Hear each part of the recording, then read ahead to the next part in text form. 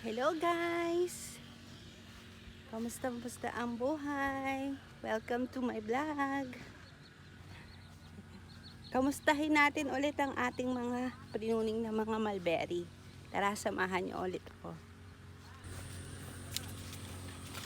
Saan muna natin yung ating sala-sala dito.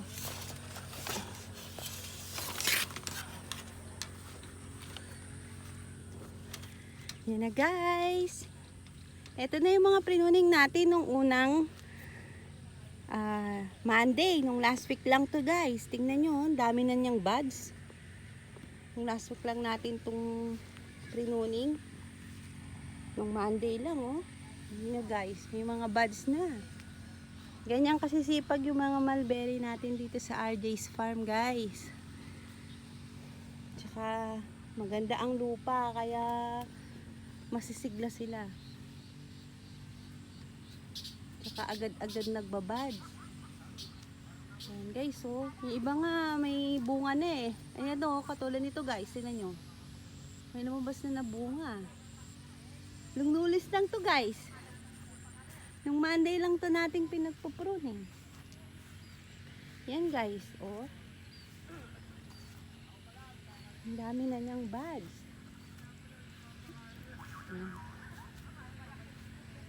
Ang dami ng buds guys, kabibilis. Dahil yung prinuning natin siya, matured na siya. Kaya talaga lumabas agad yung kanyang mga buds. Ito guys, tingnan nyo, Diba? Iba talaga pag may araw.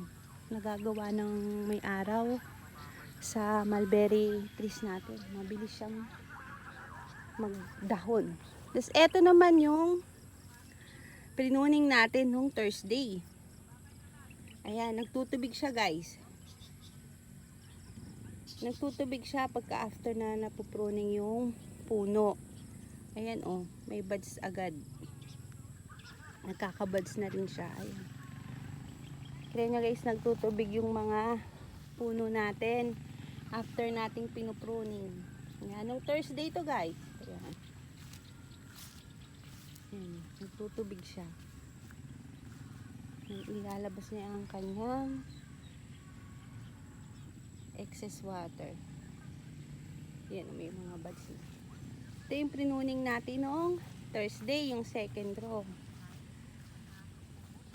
Tapos, nagpruning din tayo nung Sunday. Ito na siya, yung third row natin. Ayan. Pruning na tayo ng third row na mga mulberry. Ito po palang mulberry natin, ang variety po nila ay Illinois. Ito po yung pinapa-picking natin sa public. Yan ang mga Illinois. Itong trees na na-pruning natin, sa isang row po na ito ay 15 trees.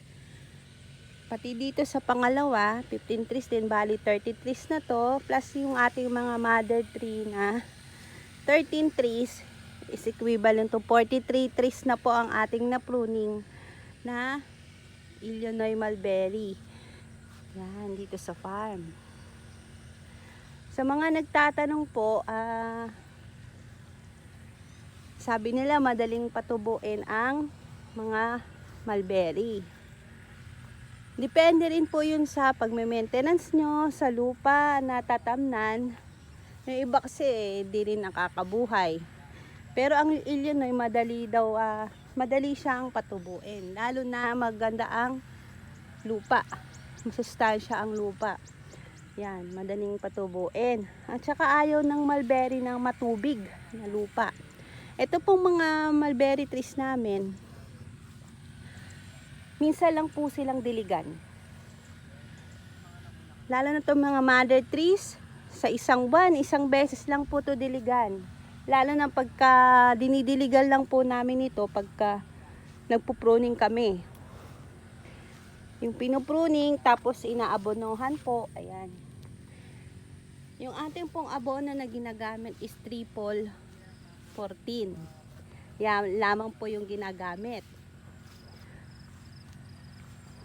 Tsaka po gumagamit din dito kami ng kung gusto pang matamis na matamis, pampatamis ng prutas, potas po ang ginagamit. Ayan. Yan, in-update ko lang kayo guys sa ating mga mulberry. Tapos sa susunod po, ito ng mga natira, siguro po after a week or 2 weeks, sisimulan na ulit nating i-pruning pa itong mga ano natin, 45 trees. Yan o, nagdidilaw na sila. Gusto na nilang magpa-pruning. Yan. Pag dilaw kasi madali na lang tanggalin. Ayan. Ayan. Yan lamang guys, ang update natin sa ating mulberry. See you later guys.